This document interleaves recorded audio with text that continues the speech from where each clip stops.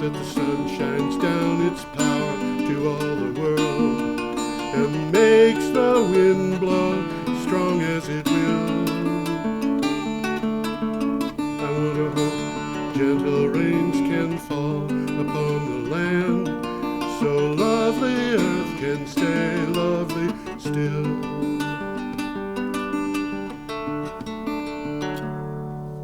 Hello, ladies and gentlemen. Welcome to the 376th edition of Energy Week with George Harvey, me, and Tom Fennell, the amazing Tom Fennell. In the flesh. In the flesh. This is the show where Tom and I talk about energy developments and climate change developments over the previous week. And it's taken from materials put up at my blog, which is called geoharvey.com, geoharvey.com.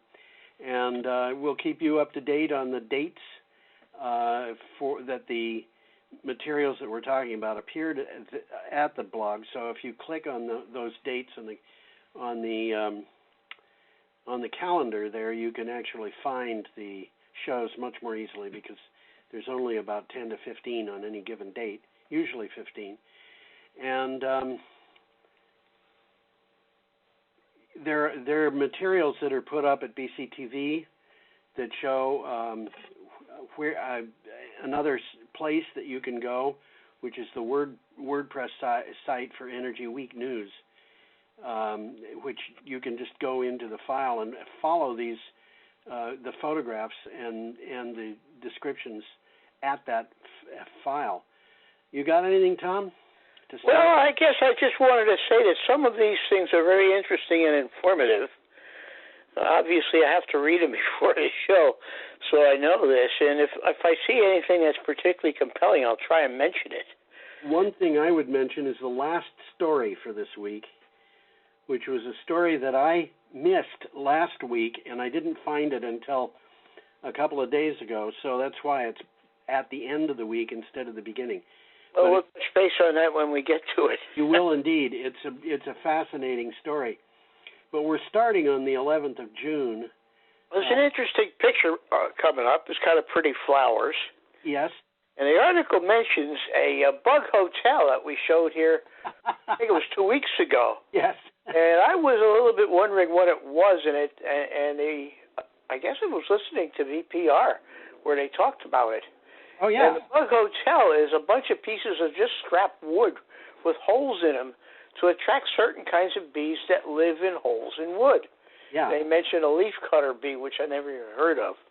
I've heard of leafcutter ants, but this is a leafcutter bee. I hadn't heard of them either. But in any case, that's what the bug hotel is, and the article says if you build it, they will come. And we've talked about this before. I think we touched base with a town in nearby Massachusetts where a college is building I guess they got a solar farm, and they put up bees around it. Yeah. And the bees come. Well, there are a lot of things will come if you just put things up for them. I was reading about a month ago about a place in Etrusca, Etruria, it's called. In ancient times, the Etruscans had pigeons living in caves, and they just put up places for the pigeons to live, and the pigeons would go in and live there. That's interesting. And then, they did this so they could collect pigeon eggs and things like that. But the article about the school down in Massachusetts indicated that the local farmers are delighted for the opportunity to put up bees on their solar farm. Yes, and those bees travel for miles. So if you have bees at a solar farm, it's good for agriculture for about 3.5 miles around. Something like that. It's a win-win situation. Absolutely it is. This article is from Renews. Do you have a title for it? Yeah, Duke sows pollinator garden at Tippecanoe Solar Farm. Duke Energy Solar Power Plant in Indiana is helping renew and increase populations of pollinator species important for all flowers and food plants. Parts of the 1.6 megawatt Tippecanoe solar plant at the sited at Discovery Park District near Purdue University have been planted with native wildflowers. 1.6 megawatts is not all that big, but these No, I don't think so. These bees could be very important for the surrounding countryside. Well, that seems to be the message that's coming across. Yeah. It's as I've already said, a win-win situation. Right. I wonder what more than just bees and pollinators could go into those things. But you know, I've told people many times, if I were living out in the countryside and the farmer who had land across the street from me came to me and said, "Would you that he was going to plant conventional corn crop or put in a solar site?"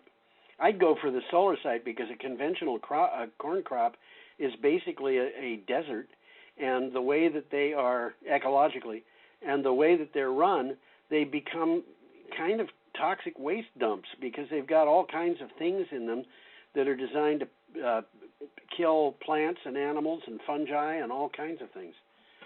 Yeah, they do. Kind of nasty stuff. They have nasty stuff, and it runs off into the rivers, and the rivers become nasty. You know, we've got to start dealing with this kind of thing in a more reasonable manner. Well, we will be talking about that a little later on in the show. Yeah, and we've got a solar farm coming up. Do you want to talk about that? Yeah, we got a picture of a solar array. It's a rather large one, as a matter of fact. That's what it looks like. This is from an organization called the Edge Markets, MY. Despite the pandemic, installations of U.S. solar capacity will grow 33% in 2020. Is that all? Actually, this is, you know, I keep seeing these things, and they keep coming up in the news. Nobody really knows what's going on, but people come up with different numbers. A few organizations or people are saying that solar installations will decline. Other indications that I've seen is that they will grow. This 33% growth is not growth in installed solar, it's growth in the rate of installation.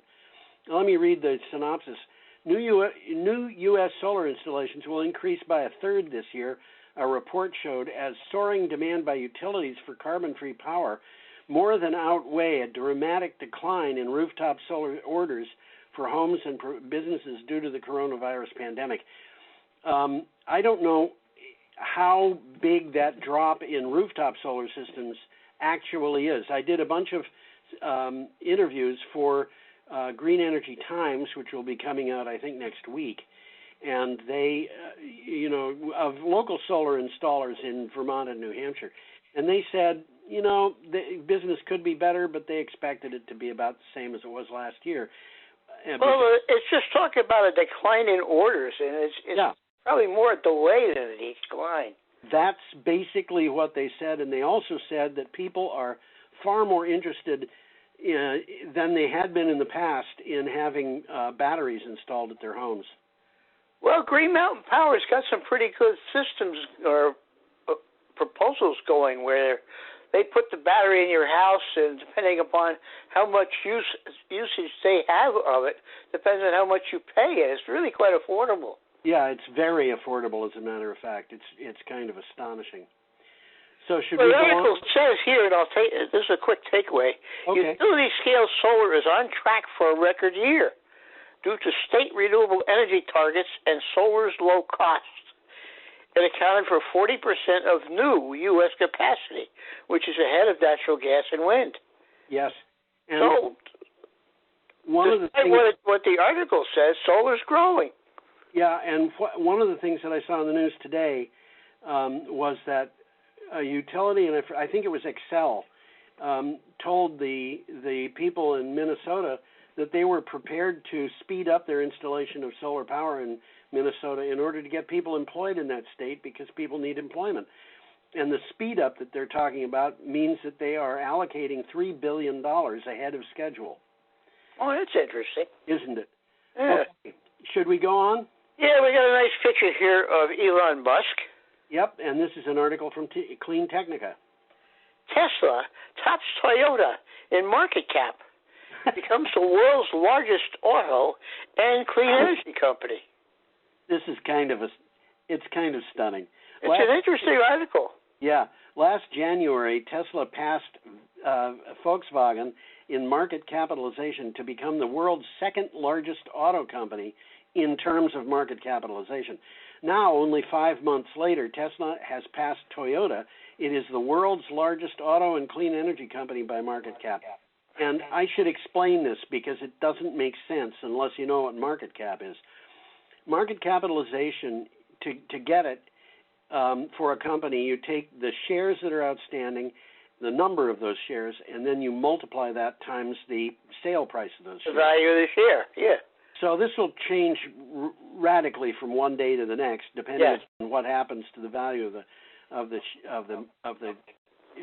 stock. Now, in the case of Tesla, there is no Tesla isn't even close to VW or Toyota in terms of the value, the price of the value of the cars they're producing. But the market capitalization tells you something about what people expect. And this is to some extent a matter of speculation. This is information for investors, I would say. It is indeed, but it's interesting information from the point of view of just general energy things. When you and I started this show, Tom, which was 2013, I don't think Tesla had any cars on the market. If they did, it was very few. I think you're right. So we've got this tiny organization, which was basically the dream of Elon Musk, who had attracted a certain amount of money to get his business started. And it's gone from that to being absolutely gigantic in just a few years. Well, I think everybody's paying attention now to Tesla, that's for sure. People are paying attention to Tesla. Okay. Well, there's almost a doubling of Tesla's market cap in just a few months. Yes, that's right. It's almost even with Exxon, which is the largest or the most valuable energy company in the world, so they say. Well, I would not want to own stock in Exxon, but, what can I say? Okay, we're up to Friday. We got an interesting picture coming up here. Yes, we do. We're up to Friday, June 12th, and this picture is flooding after Hurricane Harvey. And I was interested in looking at that picture, what those red lights were, until I realized this is a road. Yes. Those are traffic lights. Those are stoplights. They want people not to drive down that road at this particular moment. I wonder if the person in the motorboat could get a ticket for running a stoplight. Or going the wrong way. Yeah, going the wrong way, which is what they're doing. This is an item from The Guardian.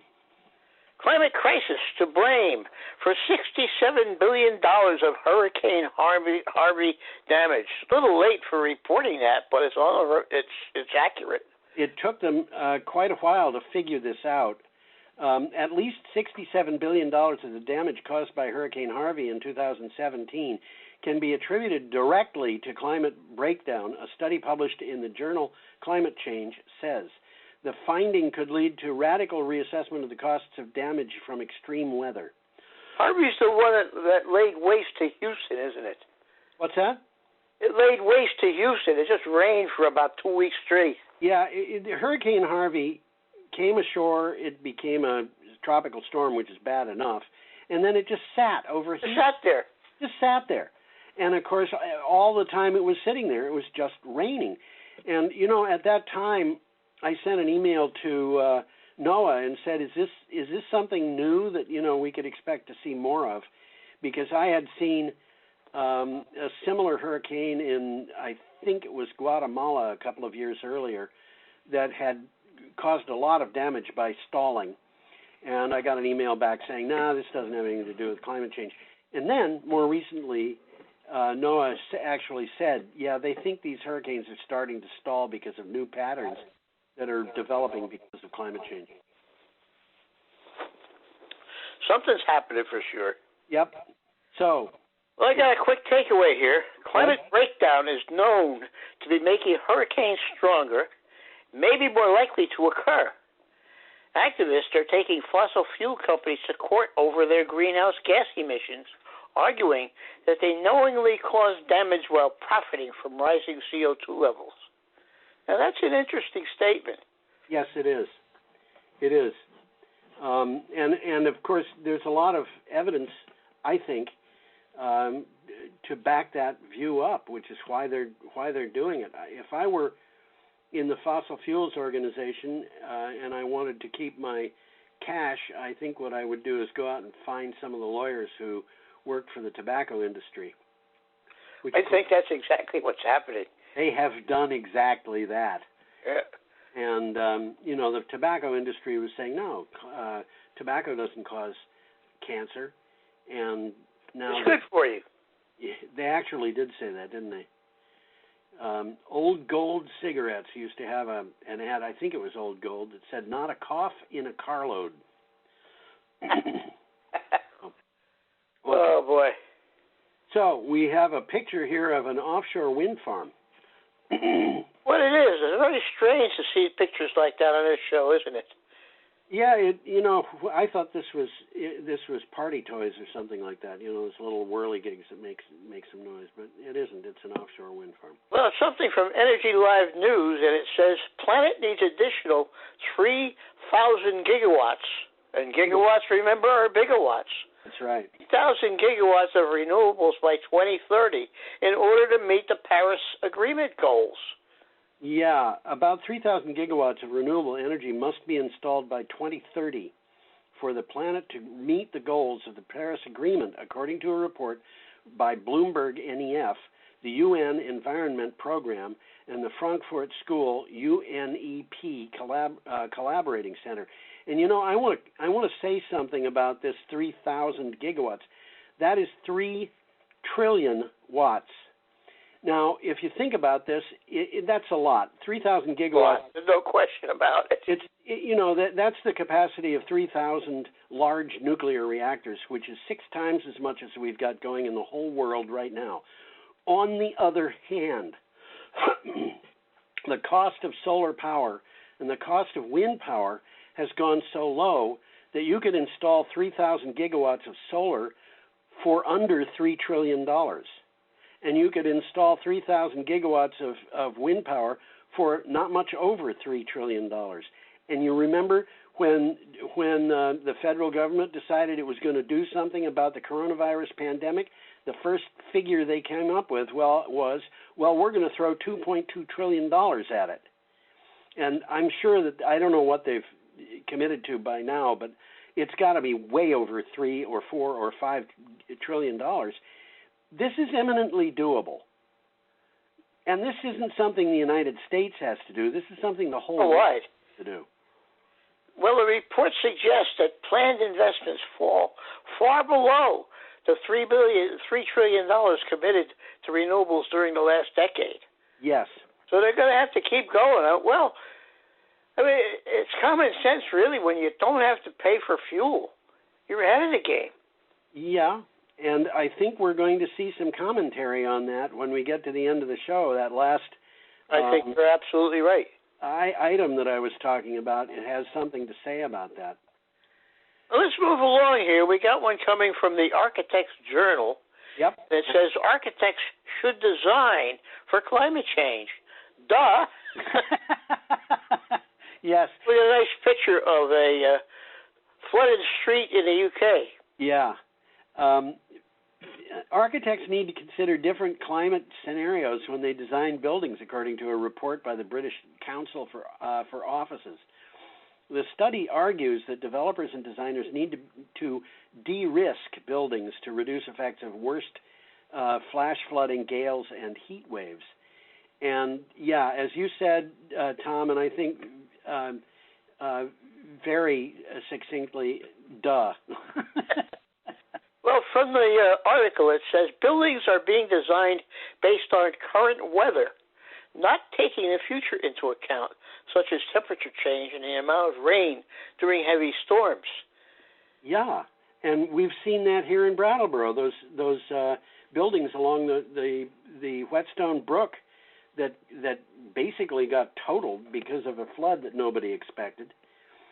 From a hurricane where Vermont, for crying out loud, which doesn't even have any ocean frontage, got hit hardest. That was the one where I lost a car. Yeah, it floated away. Is that what happened? Not quite, but it just got flooded, and I took it to the shop, and the guy said, his exact words, that's toast. Yeah, well, that's what happens to cars. Yeah. It was parked in a public parking lot, it was parked legally and everything, but it just got flooded. Was that down in the parking lot on Flat Street? Yes. Yeah. Yep, I guess they call it the Elm Street lot. The Elm Street lot. Elm Street is a weird street. Did you ever think about that? Elm Street in Brattleboro starts at Elliott Street, and it goes one block and divides in a Y. And in both directions, it's Elm Street. So that particular intersection is the intersection of Elm and Elm. That's true. I asked the guy who lived down there on the corner, I said, how does it feel to live on the corner of Elm and Elm? He said, he laughed, and he said he's been laughing about that since before he moved into the house. But, Brattleboro has got its unusual points. Should we move on? I think so. We're up to Saturday, June 13th, with an item from Clean Technica. Yeah, we got the ferry boat at Ellen, and I think we've talked about this one before. We talked about the ferry boat Ellen when it was put into service about a year ago. Yeah. Yeah. So what do you got for a title? Ellen, Denmark's first electric ferry, passes all tests with flying colors. Ellen, Denmark's first electric ferry, entered into revenue service in September of last year as a trial. After 10 months of service, the electric ferry has met or exceeded all expectations. In addition, it has proven that electric propulsion costs less than diesel power. And this boat is not just crossing a river or a fjord like the ferries in Norway. It's going 11 nautical miles in each direction. So this is not trivial what it's doing. And the chart in the article shows that they expect payoff of the difference between this and a diesel-powered boat to come within about 4.5 years if they're lucky. Well, this is the kind of service that makes sense, I think. I mean, it's easy enough to recharge it while it's sitting in its terminal. Yeah. And then it just goes back and forth again and recharges again. It's not any inconvenience to anybody while it's in the recharge mode. Yeah, and the amount of charge they can get while they're just waiting there for the cars to get off and a new set of cars to get on. Well, this is what it says from the article. An electric ferry is a lot like an electric car. It costs more in the beginning but pays for itself with reduced fuel and maintenance costs over its lifetime. Yeah. And it's big time that it does because there's very little maintenance involved.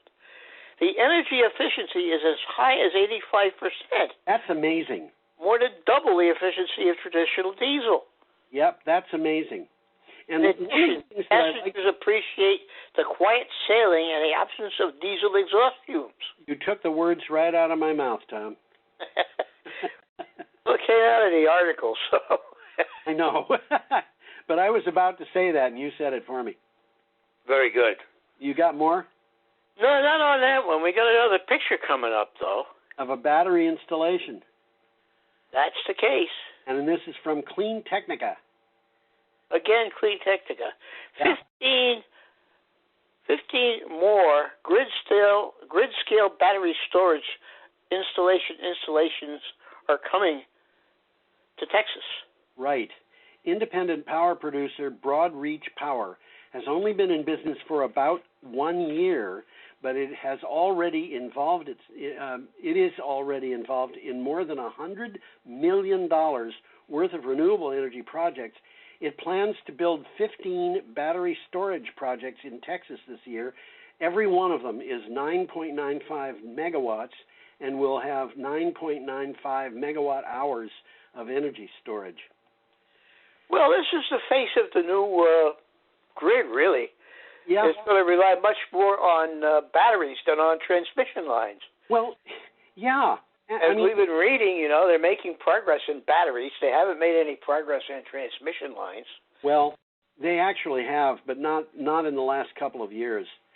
I did some research. I think it might have been as much as 10 years ago.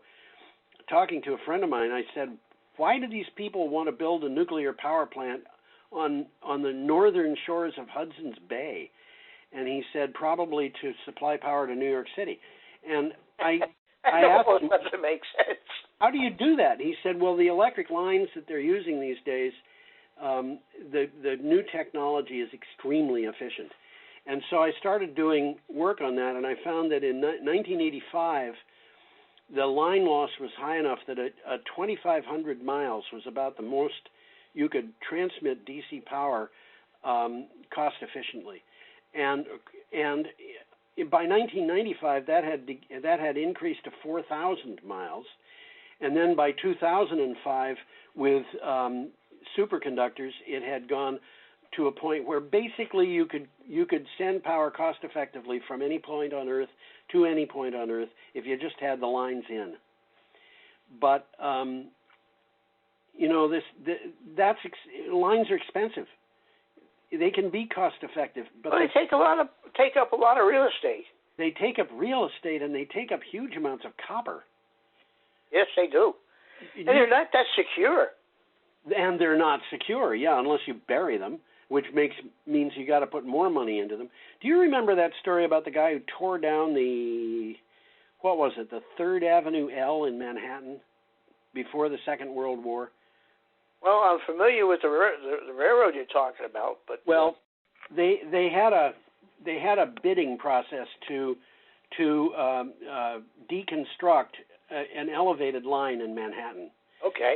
And the guy who won the bid won it very handsomely. He bid far under what anybody else had, and the people who had put the bidding out were concerned that maybe he wouldn't be able to deliver on this. So they called him in and they said, "How are you going to be able to do this?" And he was allowed to look at the other bids because he had won, and or at least something about how the other bids were put together, and he said, "Aha! The one thing nobody else had taken into account was the value of the copper in the third rail." I'll be darned. So he made a lot of money because he just remembered that copper was valuable. And that's the thing with transmission lines. We probably should be moving on. I'm talking too much. Well, let's move on here. Yeah? Soot rule thrusts the EPA into a spotlight on race. Yeah, we have a picture of smog over Los Angeles, and this is from Scientific American. The EPA published a proposal that critics call an assault on minority communities coping with the public health legacy of structural racism. It would mandate changes to the way future rules under the Clean Energy Act would weigh costs and benefits of climate and air pollution regulations. And I'll bet you've got something to say about this, Tom. It was a long article, but yeah, I do have a little bit. The rule would bar the EPA from giving special consideration to communities that bear the brunt of environmental risks.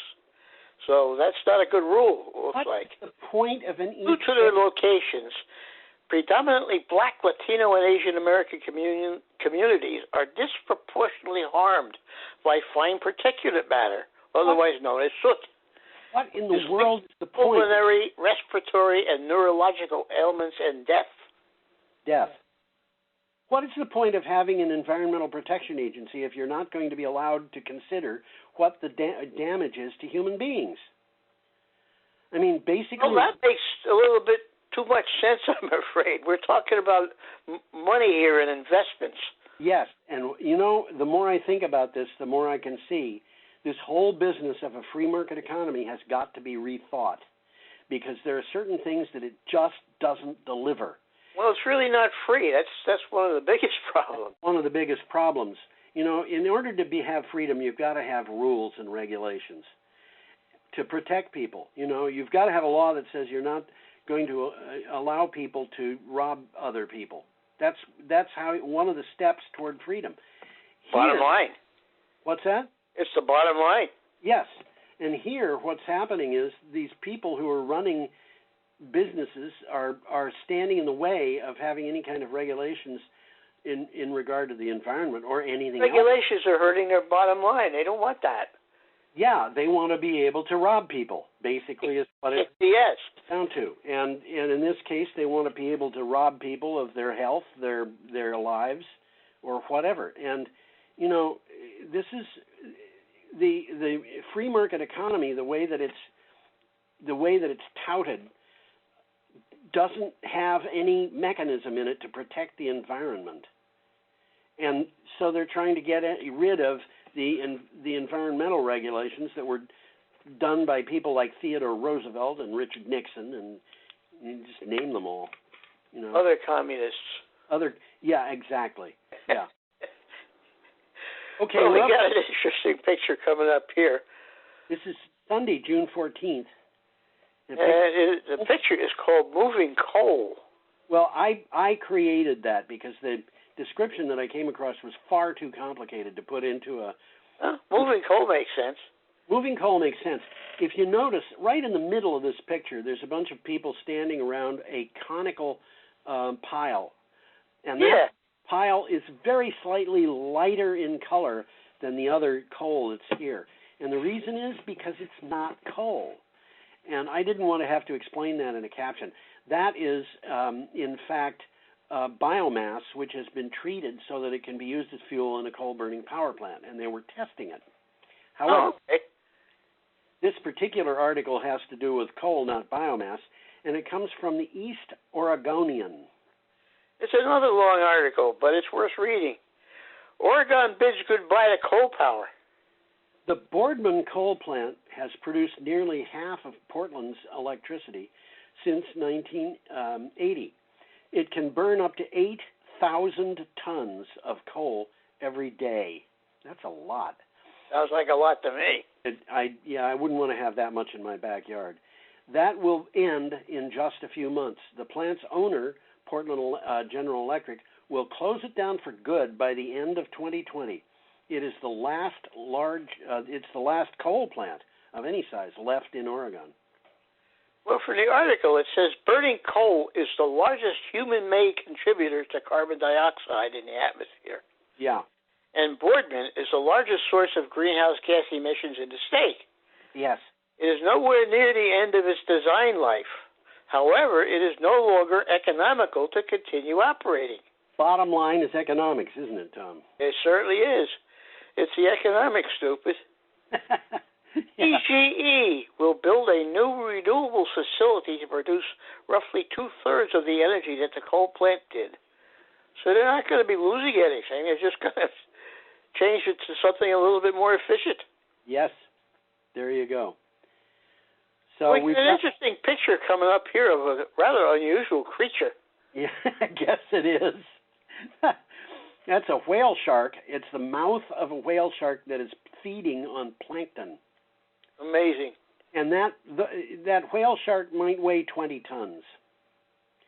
And it doesn't even seem to have teeth. Well, I read up on whale sharks for this article.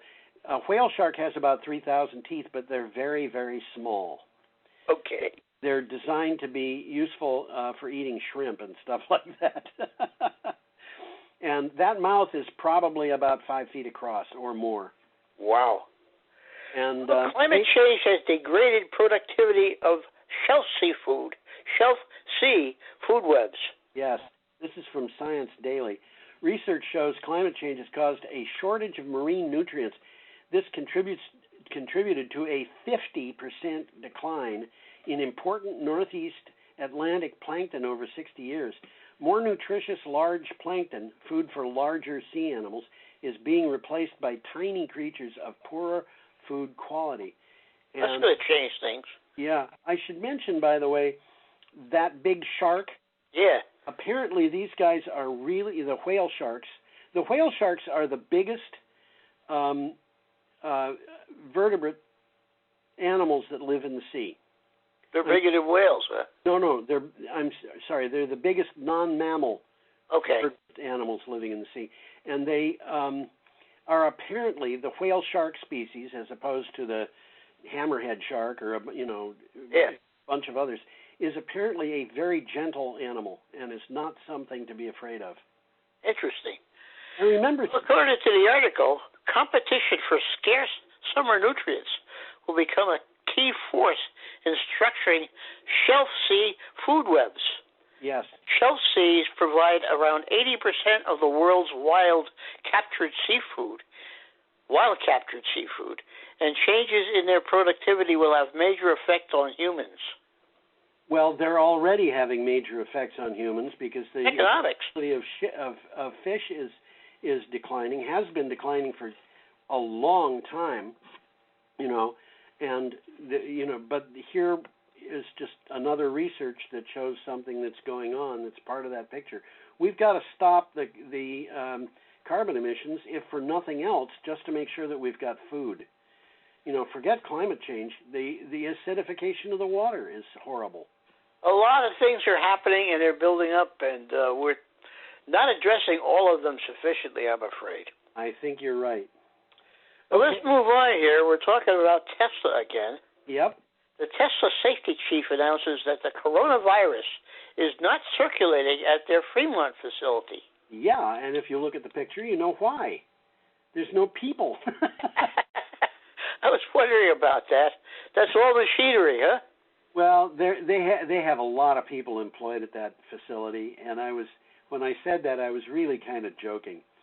But not in that picture for sure. No, that picture doesn't show anybody. This is from Clean Technica. Tesla appears to have safety under control. According to Tech Chronicle, there have been no transmissions of the coronavirus in the workplace at Tesla's factory in Fremont, California, in the month since production lines started moving and employees started going back to work. Well, employees were mainly made vulnerable through family members or housemates. Those who were infected or even potentially affected were interviewed and quarantined. So they're really quite proactive here. They're being proactive. They're taking temperature tests and making sure that people are taking precautions.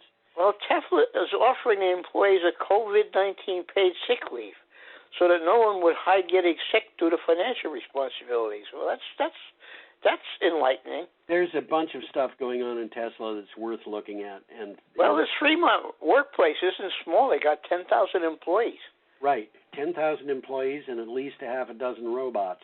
And they're not in that picture, that's for sure. Yeah, well, they've got employees, and the employees are going to work, and it seems, did they say in this article that the employees the temperatures are being checked as they did. Yeah, I thought so. Okay, should we move on?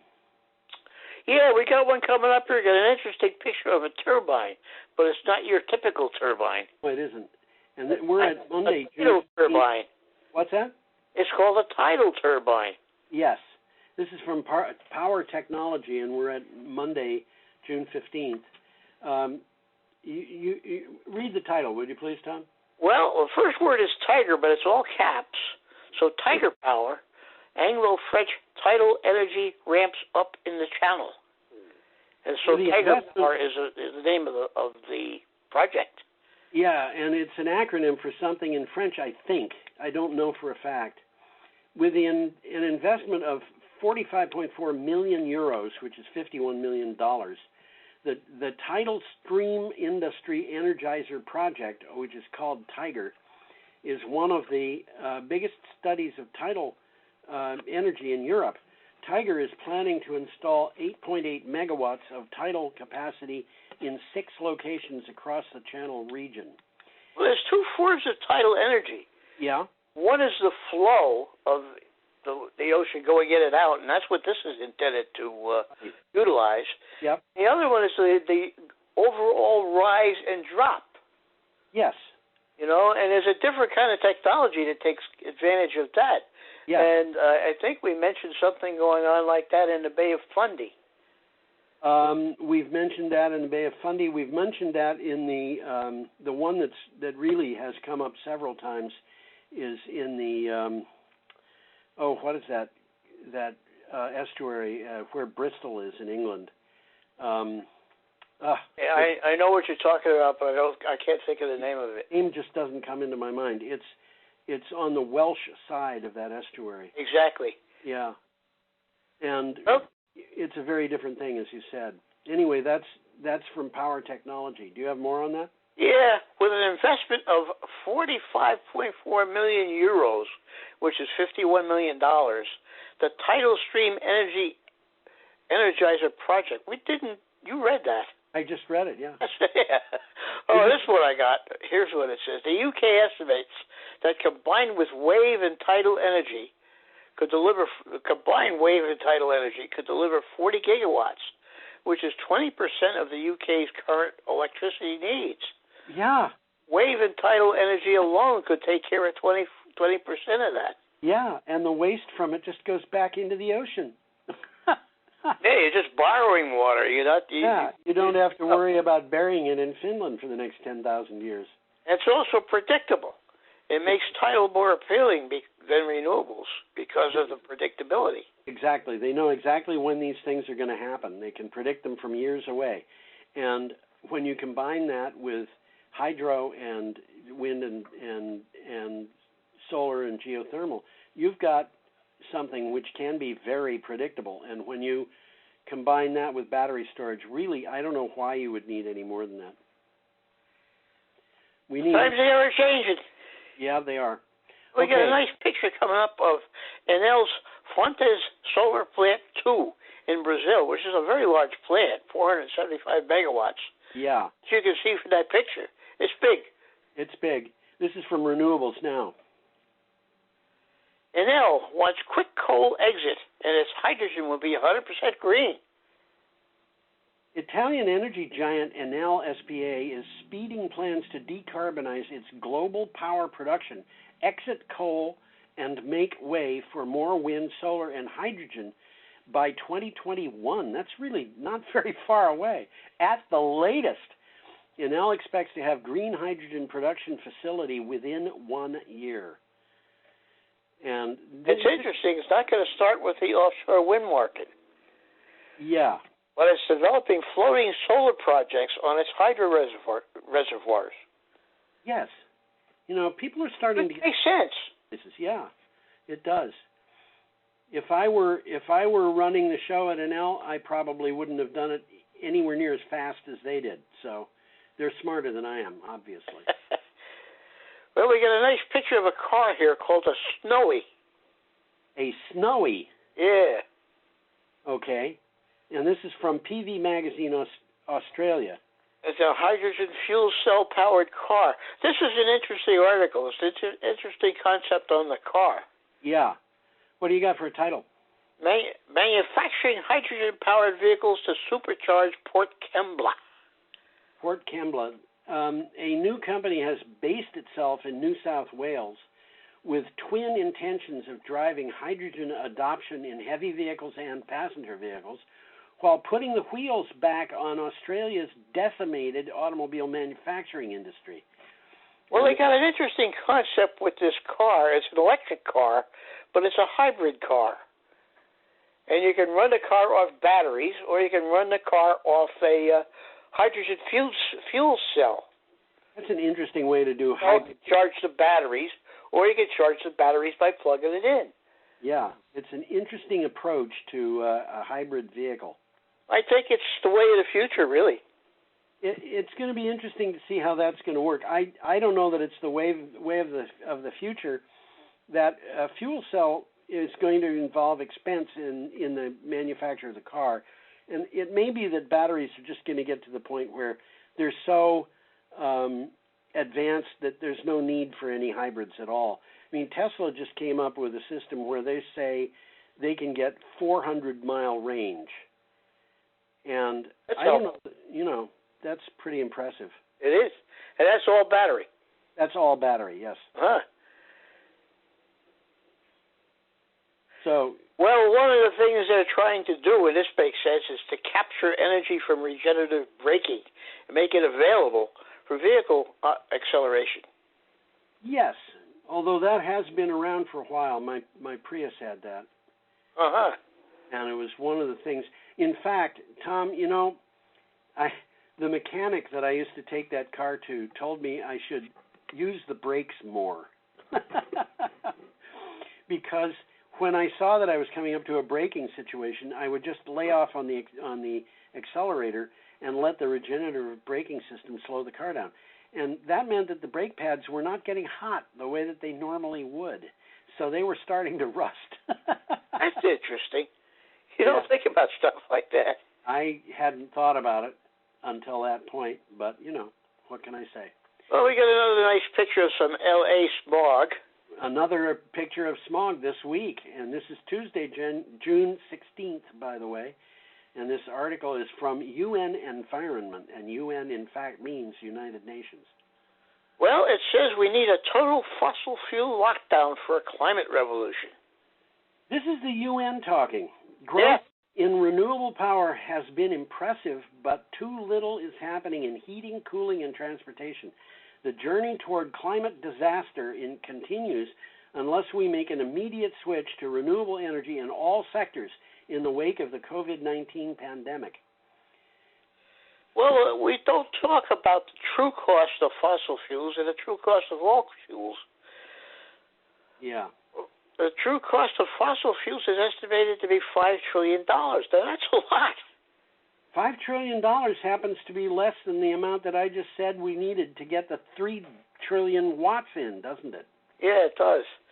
Well, governments need to create the rules and the environments to switch to renewables-based total energy systems. Absolutely. Yeah, there you go. So, we move on? Yeah, we got a nice picture of a hydrogen filling station. We do indeed, and this is from oilprice.com. Hydrogen fuel technology is finally going mainstream. Right. Hydrogen power has been on the market for decades, but it has never really been able to break the glass ceiling of mass market appeal, mainly due to a host of technical and cost issues. Now, however, some experts believe that the hydrogen fuel economy has finally reached a tipping point. Well, this is from the article. It says oil exporting countries in the Middle East, coal-rich countries like Australia, gas-rich companies like Russia, as well as highly industrial energy importing countries in Asia and Europe are all showing interest in hydrogen. And for very good reason, too. Yeah, Germany has proposed a build capacity of 5 gigawatts by 2030 to produce fuel hydrogen generated by wind and solar. Right.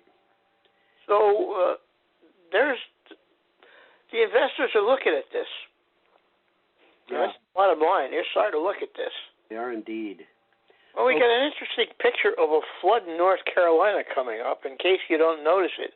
That's a road. That's an interstate highway. It looks like a lake with boats in it, doesn't it? Well, they're not boats, they're cars. Yeah, okay. This is from North Carolina Health News. The new North Carolina climate change report says that the time to act is now. This is from North Carolina. North Carolina's not in New England. How did this happen? The coronavirus pandemic has North Carolina in its grip. Our economy is in tatters. Protesters are crying out for racial justice. Now comes the bleak news in the form of a 372-page report titled, quote, North Carolina Climate Risk Assessment and Resilience Plan, end quote. Well, from the report, this comes as no surprise. Sea levels will rise, summers will get hotter, rainfall will increase, hurricanes will intensify, and severe droughts, inland flooding, wildfires, and landslides will become more common. The increase in greenhouse gas concentrations is the only plausible cause that is consistent with the observed data. Yes. And the physics that governs the climate system. Basically what happened here is the people in North Carolina, not very long ago, decided that they were going to permit the words climate change to appear in the legislature, in the schools, and so forth. And when that happened, they found themselves working on different goals. Okay. Yeah. Now we're moving on to the last item of the week. Well, last day of the week. 17th, and there's a nice picture of a solar cell, a new kind of solar cell. This is very interesting. It is indeed. This is from Renew Economy. Australian researchers claim a new record for direct solar to hydrogen solar cells. They're putting them all together in these little packages. Yeah. They're putting the solar battery, the solar cell, and the electrolysis all together in one little cube. That's right. Australian researchers claimed a new world efficiency record for solar cells that can directly split water using sunlight. They were able to demonstrate 17.6% solar to hydrogen efficiency.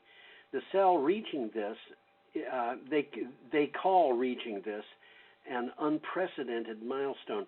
And 17.6% is kind of middle of the road okay for solar voltaics by themselves. And if you take the electricity from that and put it into hydrolysis, I don't know what the efficiency of hydrolysis is normally, but I would expect that 17.6% to drop down to about 2 or 3% maybe, because of the cost of hydrolysis. And getting 17.6% efficiency out of the combination is very interesting.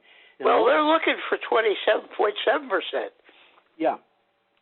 And one of the things that this is saying is people are going to start, maybe people are going to start putting up solar cells so they can produce solar panels so they can produce hydrogen at home. And if they do that, they could run their gas stove and stuff like that on hydrogen instead of natural gas or propane. Well, I don't think the article said that, but that makes sense. It does. Okay, should we go on to the next one? Yeah, we got a kind of horrific picture of a house burning in. Yeah, we do indeed. This is fire. BBC. What do you got? Again? BBC. What do you got for a title? California utility, PGE, pleads guilty to 84 wildfire deaths. Now, that's interesting. They're pleading guilty on this thing. They are. You got to remember, they are in. They're in bankruptcy, aren't they? They are in trouble, and they've acknowledged that they were in trouble because of these fires for a long time. California utility Pacific Gas and Electric has pled guilty to the deaths of 84 people in a wildfire, the deadliest U.S. corporate crime ever successfully prosecuted. The utility admitted the 2018 Camp Fire, the state's deadliest and most destructive, was caused by its faulty equipment. So I don't know what kind of level of I don't know if this is manslaughter or what, but they've pled guilty to it, and they're being fined millions of dollars. Yeah, nobody's going to go to jail, but it's going to cost them a lot of money. Yeah, well, nobody really, nobody's had any fingers pointed at him saying this was your fault. There you go. It certainly was the company's fault that these electric lines were not maintained the way they should have been. What was it? They scrimped on maintenance. It was what maintenance? They scrimped on maintenance. Scrimped on maintenance. Yeah, well, they didn't have any money, so they had a maintenance problem. So there you go. Over 10,000 homes were burned down. Yeah. More than 150,000 acres were razed. Yeah. And PG, in this particular case, they also admitted one count of unlawfully starting a fire because it did not properly maintain the power line, which ignited in a forested area known for strong winds. Well, strong winds do funny things to electric lines, don't they? Sometimes they do, yeah. What this puts me in mind of is I was driving on a back road. It was a dirt road in New Hampshire when I was living there, and I noticed that there was a birch tree that had died, and it had started to fall across power lines. And it was that's the way something like this can happen. Yeah, it was sparking, and there was smoke.